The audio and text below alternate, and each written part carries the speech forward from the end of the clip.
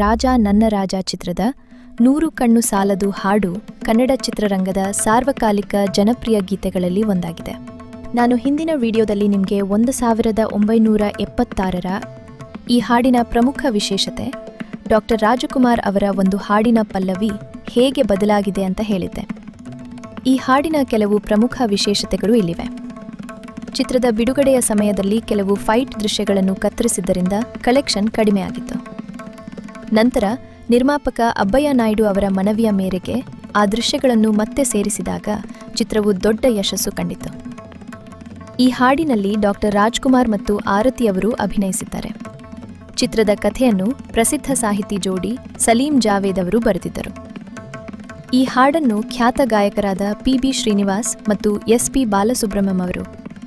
ಬಾಲಸುಬ್ರಹ್ಮಣ್ಯಂ ಅವರು ಜೊತೆಯಾಗಿ ಹಾಡಿದ್ದಾರೆ. ಡಾಕ್ಟರ್ ರಾಜ್ಕುಮಾರ್ ಅವರ ಚಿತ್ರಗಳಲ್ಲಿ ಇಬ್ಬರು ದಿಗ್ಗಜ ಗಾಯಕರು ಜೊತೆಯಾಗಿ ಹಾಡಿರುವುದು ಈ ಹಾಡಿನ ಒಂದು ವಿಶೇಷ. ಜಿ.ಕೆ. ವೆಂಕಟೇಶ್ ಅವರು ಈ ಹಾಡಿಗೆ ಅದ್ಭುತವಾಗಿ ಸಂಗೀತ ನೀಡಿದ್ದಾರೆ. ಇದೇ ರಾಗವನ್ನು ಅವರು 1980ರ ಜಾತರಾ ಎಂಬ ತೆಲುಗು ಚಿತ್ರದ ಮಾಘಮಾಸ ವೇಲಲೋ ಹಾಡಿಗಾಗಿ ಮರುಬಳಕೆ ಮಾಡಿಕೊಂಡರು. ಆದರೆ ಇಂದು ಅದೇ ಹಾಡಿನೊಳಗಿನ ಒಂದು ಸೂಕ್ಷ್ಮ ವಿಶೇಷತೆ ಸಂಗೀತ ರಹಸ್ಯವನ್ನು ನಿಮಗೆ ಹೇಳುತ್ತೇನೆ.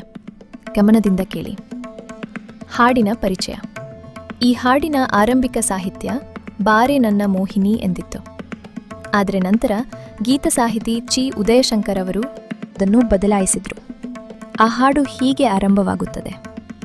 100 ಕಣ್ಣು ಸಾಲದು ನಾನಿನ್ನ ನೋಡಲು, 100 ಮಾತು ಸಾಲದು ನಾನಿನ್ನ ಬಣ್ಣಿಸಲು. ಆದರೆ ರಾಜ್ಕುಮಾರ್ ಅವರು ಹಾಡಿನಲ್ಲಿ ಪ್ರವೇಶ ಮಾಡಿದ ತಕ್ಷಣ ಅದೇ ಪಲ್ಲವಿ ಹೀಗೆ ಬದಲಾಗುತ್ತದೆ.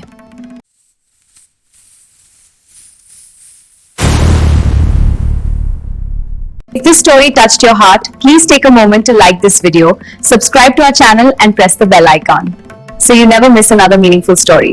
And share this video with your friends and family because one good story can change one life. Your support helps us create more and life-changing videos. Thank you for being part of this journey.